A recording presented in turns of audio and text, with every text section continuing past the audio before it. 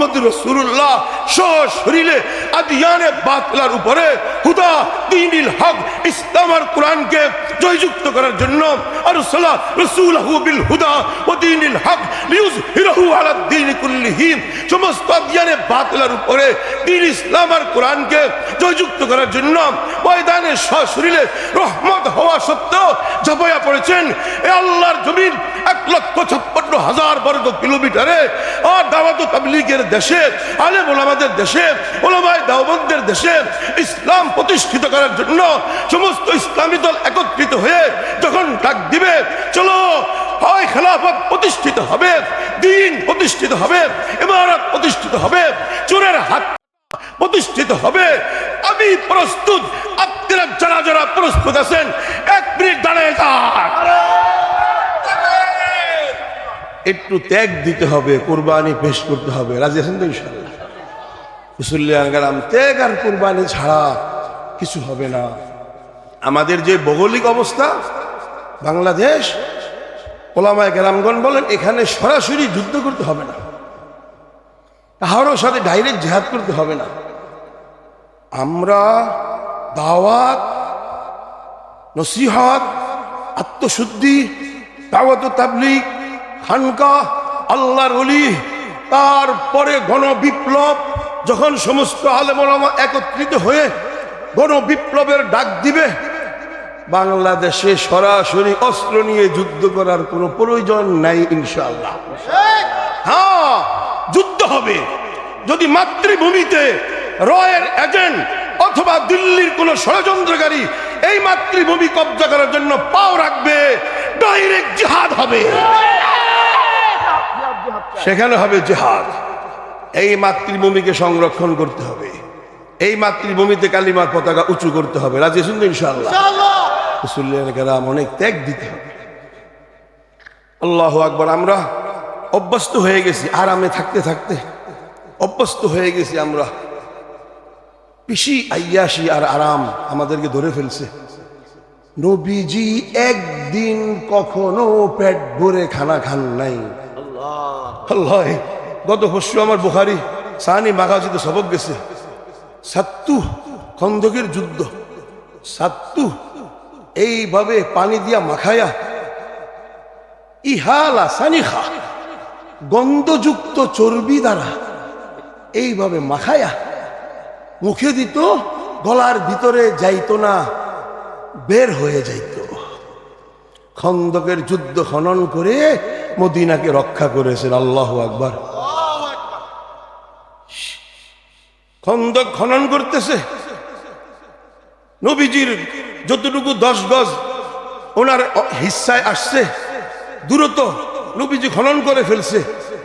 3.5 mile, 10 গজ চৌড়ার দিকে, 10 গজ লম্বা, 3.5 মাইল, 5 গজ আমিক, গভীর 5 গজ। এক এক গ্রুপের ভাগে পড়ছে 10 গজ 10 গজ। খন্দক খনন করতে হবে। আহজাব জাতিসংঘ আসতেছে আক্রমণ করার জন্য, কয়েক গোত্র সব একসাথে আসতেছে, 10,000-এর উপর বাহিনী। সালমান ফার্সি রাদিয়াল্লাহু তাআলার পরামর্শে এত বিশাল শক্তিকে ডিফেন্স করার জন্য, ঠেকানোর জন্য আজমে একটা বুদ্ধি, বড় গর্ত খনন করে, সেই গর্ত অতিক্রম করে ভিতরে ঢুকতে পারে না। এই জন্য এই যুদ্ধের নাম হয়ে গেছে খন্দকের যুদ্ধ। গর্ত খনন করেছে সেই যুদ্ধ।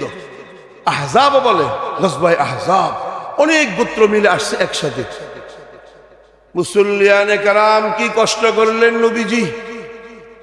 এক জমাত আসছে, ইয়া রাসূলুল্লাহ আমাদের খন্দকের ভিতরে বিশাল চাটান দেখা যায়, পাথর, কূপ দিলে আগুন বের হয়। নবীজি বলে ঠিক আছে আমি আসতেছি।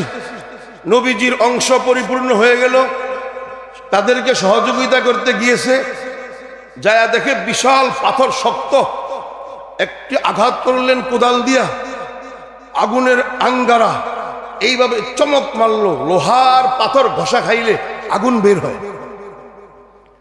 মুস্কি হাসি দিলেন, আবার আঘাত করলেন, আবার আগুন বের হলো। মুস্কি হাসি দিলেন, এরপর আল্লাহু আকবার বলে যখন আঘাত করলেন,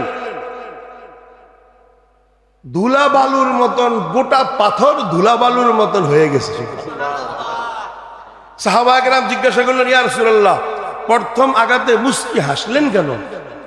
আগুনের ভিতরে দেখলাম রোম ইটালি বিজয় হবে।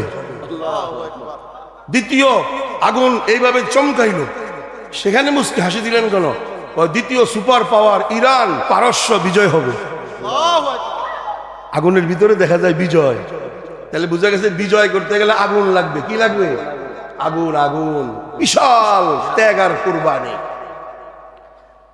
মুসল্লিয়ানে কেরাম ওই সময় তালে তালে সাহাবায়ে কেরামরা বলতেছেন, নবীজি শব্দ বলতেছেন, আল্লাহুম্মা লা আইশা ইল্লা আইশাল আখিরাহ ফাগফির লিল আনসারি ওয়াল মুহাজির। সাহাবায়ে কেরামরা এর জবাবে বলতেছেন, নাহনুল লাযিনা বায়াউ মুহাম্মাদা আলাল জিহাদি মা বাকিনা আবাদা। যখন খন্দকে নামবেন, নবীজির পেটে পাথর বাঁধা ছিল। সাহাবায়ে কেরামদের পেটেও পাথর বাঁধা ছিল। বিবালিয়ার গয়্যুর ওলামায়ে কেরাম, আপনাদের সামনে আমি কি বয়ান করব? আল্লাহ পাক আপনাদের ভাগ্য ভালো, যত বড় বড় আলেমে দ্বীন, মুফাক্কির ইসলাম, মুজাহিদিন, আল্লাহর ওলি, মুফাসসিরিন, ওয়াইজিন এই বিবালিয়া জেলায় জন্ম দেয়। সেখানে আমরা দূরের থেকে এসে কি বলবো? যাই হোক, একজন মুসাফির হিসাবে আল্লাহু আকবার, কত কষ্ট করেছেন জীবনে, 63 বছরে কোনোদিন এক বেলা পেট ভরে খানা খান নাই।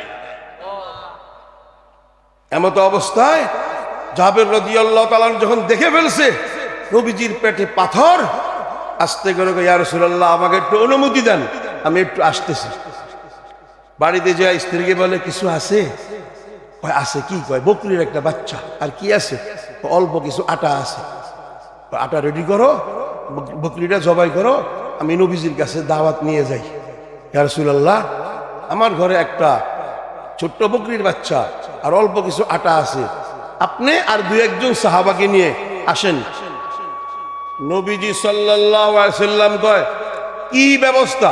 কয় কিছু আটা আর ছোট্ট একটা বকরির বাচ্চা। নবীজি কয় অনেক।